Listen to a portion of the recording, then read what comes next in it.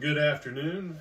We are glad you are with us on this Wednesday. We do want to invite you to come back tonight at 7 o'clock for Brother Gene Black and his Wednesday evening Bible study that will be live streamed.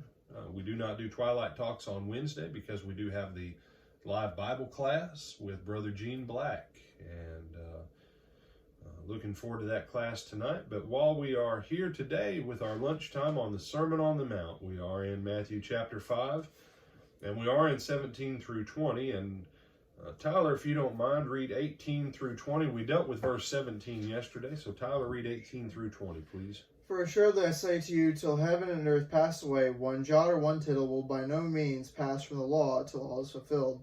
Whoever, therefore, breaks one of the least of these commandments and teaches men so, shall be called least in the kingdom of heaven. But whoever does and teaches them, he shall be called great in the kingdom of heaven. For I say to you that unless your righteousness exceeds the righteousness of the scribes and Pharisees, you will be by no means enter the kingdom of heaven. All right. So, some people look at this and they go, oh, the least of these commandments. See, Brother Brian, we're supposed to keep the Old Testament, verse 19. No. See, Jesus is bringing in something called the kingdom of heaven. See, there's a way that things have been working in the kingdom of the Jews and in the kingdoms of the world, and neither one of those is the kingdom of heaven.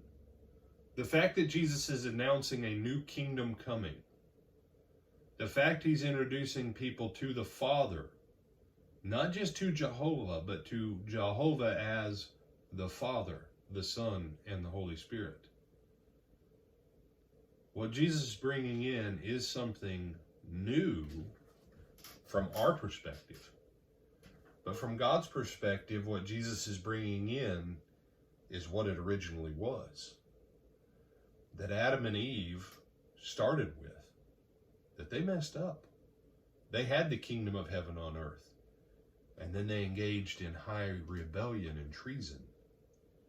And so the clock moves forward till God comes to Abram at the time, and he makes him a promise that through his descent,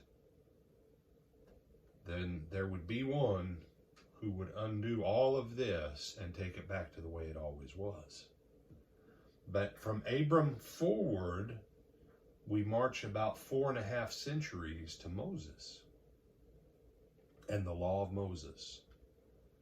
And the law of Moses gives the people through whom that promise would come a way to live their lives on earth to be blessed with the blessing and the promise of Abraham, not just as individuals, but as an entire nation.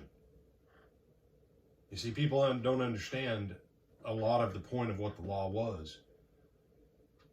You can't have an entire society without some basic law. And so the law was because God was bringing a nation into existence that had been a tribal slave people. Moses was going to die, so they were going to lose their leader lawgiver. And so he had to give them a codified system of law, or codified, depending upon which way you like to say it, that was supposed to bring them until Jesus. And so the commands of Jesus, they don't do away with the law, they fulfill it. But the commandments that Jesus is talking about of the kingdom of heaven are a higher law than the law of Moses. And they're not the new law. They're new to us because it's a second covenant, thus we call it the new covenant. But the new covenant is what God's intent for his creation with human beings was always meant to be. And so, if you don't mind, Tyler, read me verse 21 and then read me verse 27. Okay. You have heard that it was said to those of old, you shall not murder, and whoever murders will be in danger of the judgment. And then jumping over to verse 27, you have heard that it was said to those of old, you shall not commit adultery. All right. Then you say, but brother, we're not supposed to murder and commit adultery. Well, yeah, I know that. point being, Jesus is going to give commands on these that are higher. That it's not going to just be about the outward physical.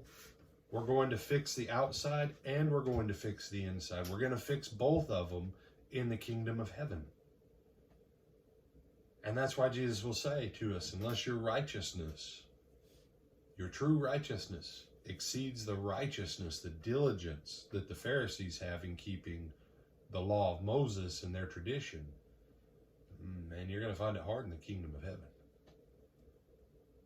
So as you and I go through the rest of this day and as we contemplate our week, have you and I been teaching people explicitly or implicitly or omissively to not keep what Jesus says? You say, but I can still go to heaven. Oh, well, apparently, yeah. Jesus says, you'll be the least. I don't know how that'll look. But we've got to get out of this thing in America of saying, well, I just want to barely get into heaven. The bottom rung is still better than the highest rung in hell. Really? Really?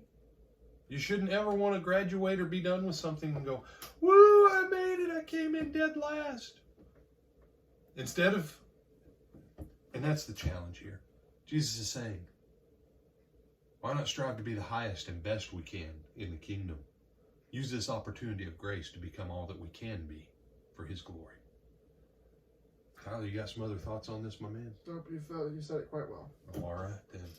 Well, then, Tyler, bid them good day and the Lord's blessing. Have a good rest of your day and go in the blessing of the Lord. Thank you.